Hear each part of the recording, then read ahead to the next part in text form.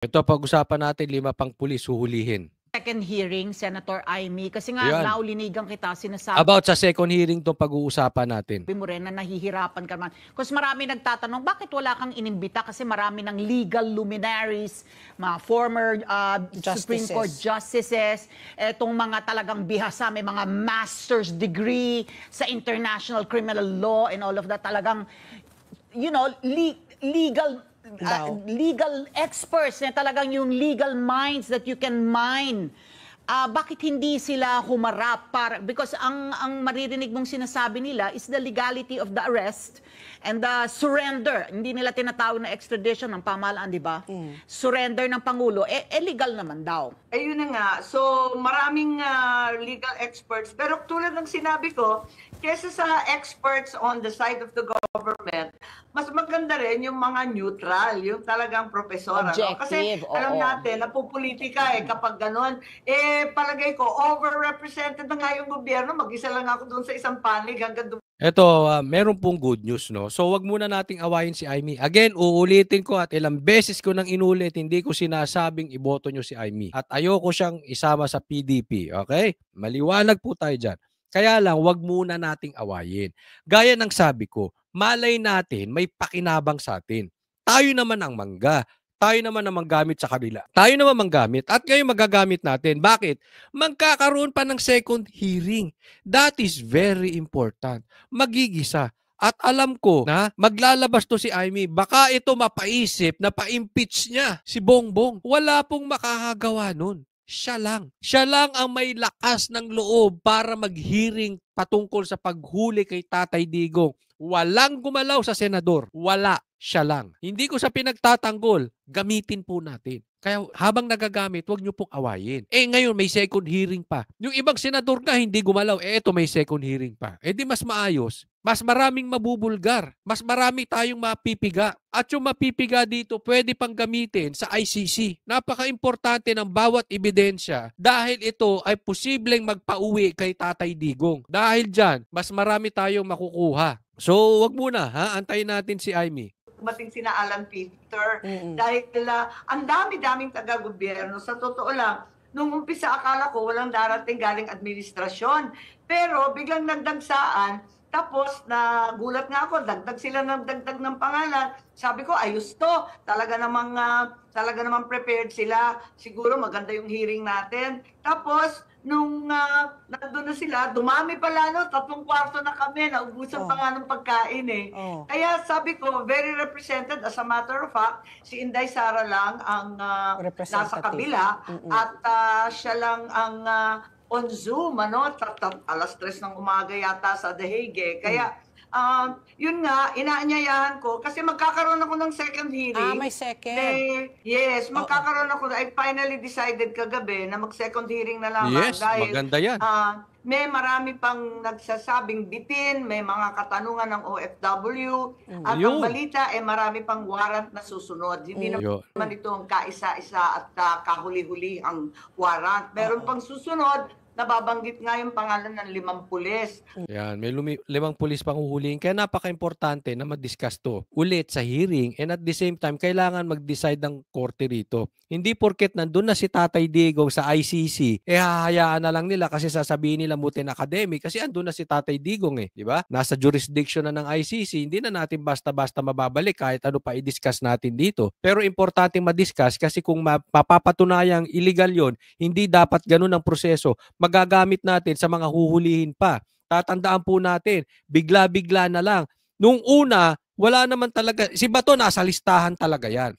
Si PRRD nasa listahan talaga. Pero si Sara, wala. Ngayong taon, naisama si BP Sara. Binabanggit na. Pagdating sa ICC, dapat din madampot si BP Sara. So this is very, very dangerous. Kaya nga sabi ko, maganda tong ginagawa ni Amy at dapat solusyonan ito ng korte. Dapat desisyonan nila ito. Nako, sana ipatawag ni Amy itong spokesperson, itong si Utoy, si Attorney Clabano. Dapat ipatawag din ni Amy. Bakit? Siya yung nagsabi. Mali po yun. Anong klaseng abogado? Okay?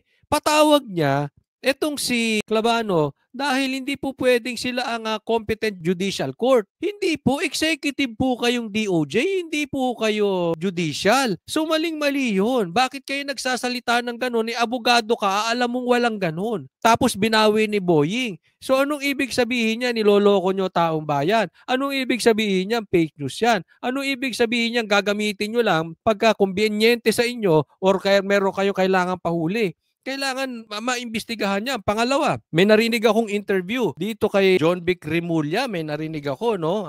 Interview niya, binabara niya sa isang PDP senatorial balls na abogado, si Attorney Hinlo ata yan. No? Hindi ko alam, basta isa, no? Sabi niya, kino-question nyo yung manner ng pagkahuli kay Tatay Digong. Ang kini-question nyo, technicalities. Samantalang hindi nyo kinwestiyon yung 30,000 na pinatay ni Tatay Digong. Aba, dapat pa imbestigahan ni Amy yan. Una, abogado. Abogado nga ba to si John Vic? Alam ko si Boying abogado. Hindi ko alam si John Vic, no? Pero kahit di siya abogado, dapat alam niya, ako naman hindi abogado pero alam natin, di ba? Kahit hindi abogado, na an accused is considered innocent until proven guilty. Nagbibintang siya. Anong klaseng secretary SILG siya? Anong klase? 'Di ba? Kung ganyan ka ang SILG natin, basta na lang nagbibintang nang walang katunayan or bigla na lang nagbibintang kahit hindi pa nahusgahan ng husgado. Delikado po 'yan. Pwede kang pagbintangan ng mamang ito. Isipin mo, ibinintang sa kanya 30,000. Anong patunay nila? News? News ng Rappler? News ng mga makakaliwa? News ng NPA? News ng komunista? News ng mainstream media? Hindi ko alam. Anong pinaniniwalaan nyo doon sa 30,000? Isipin mo, 30,000. Ang sinasabi nilang pinatay ni Tatay Digong. Yung pala, doon sa drug war ni Tatay Digong simula 2011 hanggang 2019, nasa 40 lang. 40 lang, ha? Kung hindi ako nagkakamali sa exact number, around 40 plus minus. For how many years? Simula 2011 hanggang 2019. For 8 years. Laban sa droga, ganun lang namatay. Samantalang ang daming naligtas, nilinis ang kalsada. That is not bad anymore. That's why it's drug war. Meron talagang mamamatay dyan. Bakit? Ang adik papalagyan eh. Lalo na high.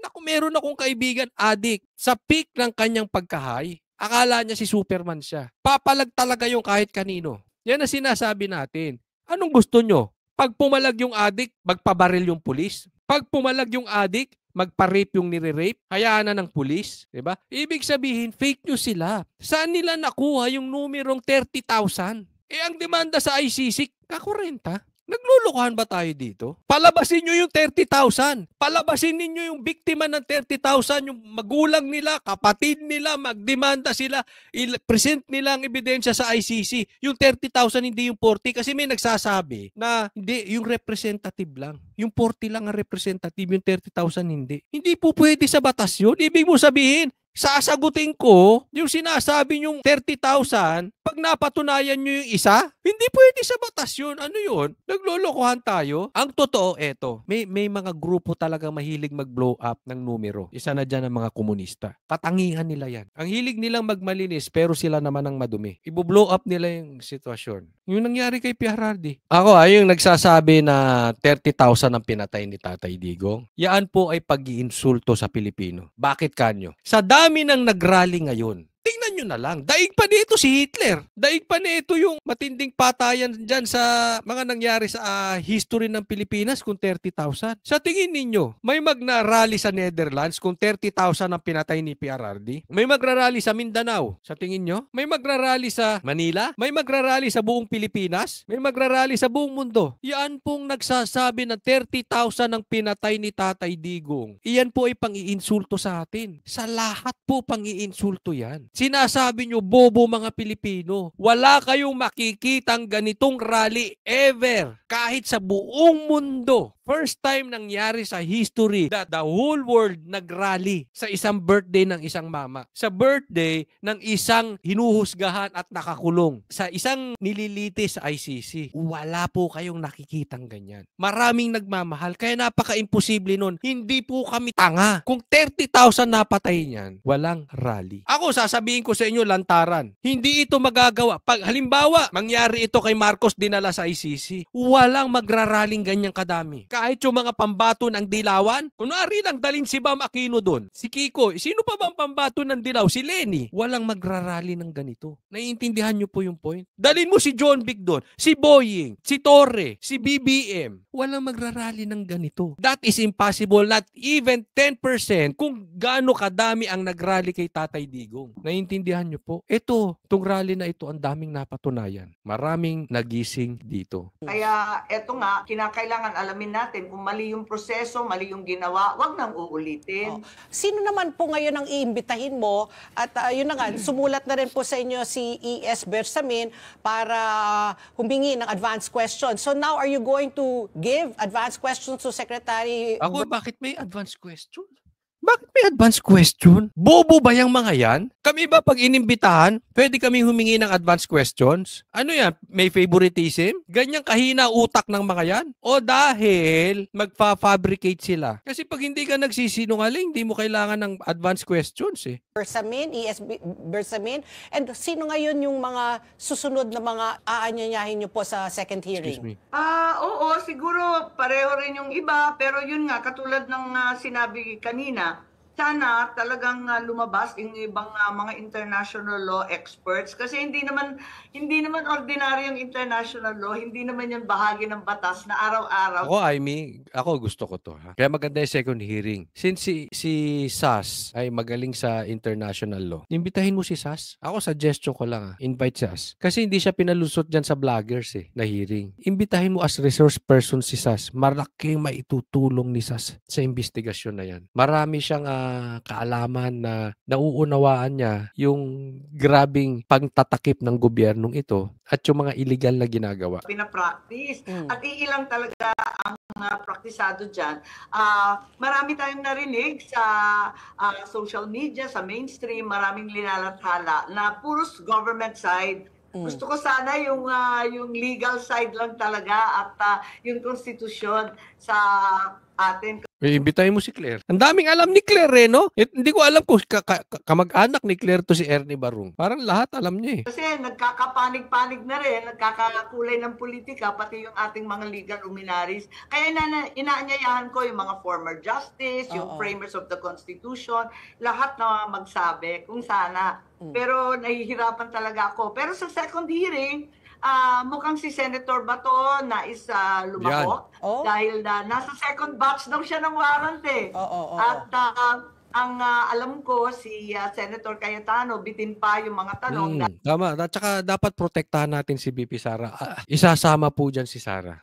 Maliwala kayo. Kasi nararamdaman nila yung nangyari sa rally ngayon. Mananalo ang PDP. Ramdam nila yan. At pag nanalo ang PDP straight, hindi nila mai-impeach si BP Sara. So another way para nila maigligpit si BP Sara, tanim kaso yan. Isusunod yan sa ICC. Hindi nila makuha sa impeachment, nananalo PDP, pa-impeach na lang. Ako yan ang tingin ko gagawin. So again, this rally ay kailangang matuloy. Sana hindi lang puro salita si Amy, sana matuloy. Dahil DFA siya noon marami siyang alam na maitutulong para malinawan tayo. Ang alam ko din yung ating mga OFW na magpaliwanag kung paano sila na iuwi sa atin. At gusto nila. Yan, maganda rin yun, mga OFW. Kasi alam mo si Tatay Digong, siyang nagpapauwi dito sa mga OFW. At yung mga hindi may mga kaso ron at inosente naman napapauwi niya. Samantalang ang gobyerno ngayon, ipinamimigay ang Pilipino. Kung si Tatay Digong ay kinukuhang ang mga OFW, ay kabaligtaran. Dating presidente, kinidnap, pinamigay. Sana may, may guarantee o assurance ang ating gobyerno na yung mga nakapiit pa sa abroad, na-convict at naparusahan, maiuwi. Kasi sa lagay na ganito, natatakot lahat ng Pilipino. Isipin mo, dito mismo sa iyong bansa, kukunin ka. Paano na lang daw sila sa abroad? Ayun, diba? Mas nakakatakot yung paano mo susuportahan yung nasa abroad, no?